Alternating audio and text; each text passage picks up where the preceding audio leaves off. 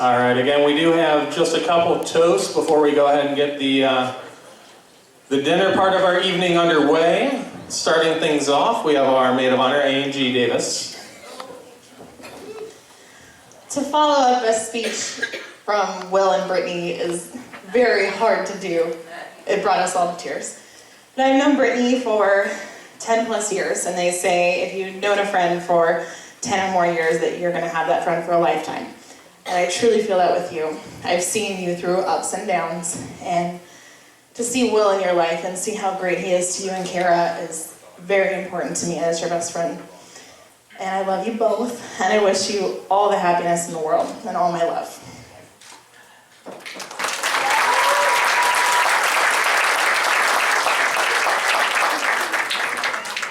Hello! How's everyone doing? My name is Sam Bowen, the best man, and I'm just going to get this out of the way first. Not much of a public speaker, no George W. So this might get a little rough, but we're going to take it one step at a time. So buckle up. Let's start off with some thank yous. Let me find the right place in the speech. I want to thank everybody that made this day possible, the photographers, the florists, everything looks amazing. Please clap.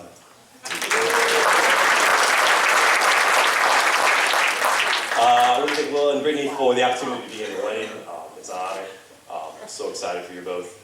I want to thank the parents, both our parents and Brittny's parents. Obviously, you guys do a pretty good job raising some wonderful people, so let's have a toast to them, a toast to the parents.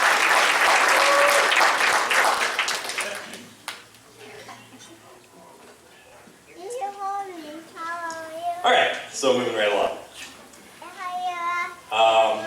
So now comes this part of the speech where, well, I could tell an embarrassing story. I could mention about, I don't know, I can mention like your favorite band when you're younger being the Spice Girls and that love letter I found that you wrote to Sporty Spice. Did you ever heard of something like that? No? He was all about this. He would never admit it, but Spice Girls were his jam.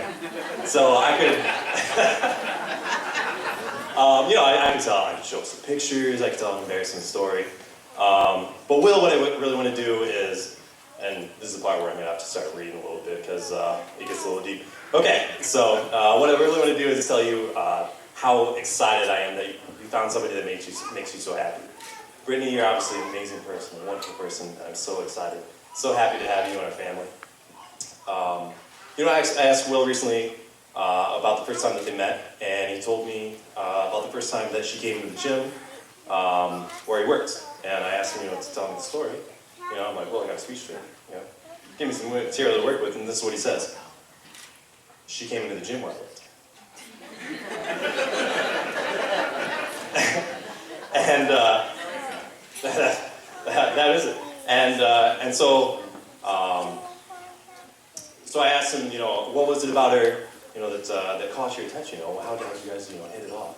And what was it, that sparked your attention? And he just said, everything about it. And now, if you can't tell, Will isn't exactly, a detail-oriented kind of guy. So I kind of poked and I prodded, thinking there had to be something in particular that sparked that initial attraction. Some initial icebreaker that cuts through that usual tension of meeting somebody new. But there wasn't one. I even asked him, what they talked about the first time they met, and he actually doesn't know. He can tell me two things about the first time that they met. He said that she was perfect. And the second thing that he told me he remembered was the car that she drove. And I was like, she drove like a Lamborghini or something? Why exactly does that stand out? Spoiler alert, she was not driving a Lamborghini. Well, what car was she driving? Ford Fusion, 2014. 2014 Ford Fusion. And, I actually looked it up, and the second generation Ford Fusion is actually the third most popular mid-sized car in America. So I asked him why, of all things, that stood out. And he told me that he remembered her car because every time he saw one drive into the parking lot of the gym that he worked at, he thought that it could be her. And it could be this girl that just gave him butterflies every time that he saw her. Now again, That's the third most popular car in America. So that probably happened a lot. But he was excited because it might be this amazing woman that had something about her that he couldn't quite put his finger on. And that didn't really make sense to me. But I think I understand now what he was trying to get at, what he was trying to say. When they first, it wasn't just a witty line or a random feature.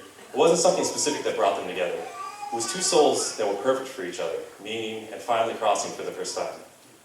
They looked each other in the, and I like to imagine when they looked each other in the eye for the first time, they saw something familiar. They saw a little bit of themselves because they're two halves of a whole.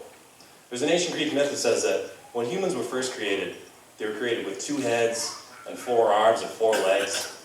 And the gods, seeing how mighty these creatures were that they had created, and fearing their power, they split them in 2 and set them to wander the earth forever in search of their other half. When Brittny walked into the gym for that first time, I think my brother found the half of himself that he'd been missing and searching for his whole life. I'm so happy for you both. You make each other stronger and better together than you can ever be apart. Together, you can accomplish anything.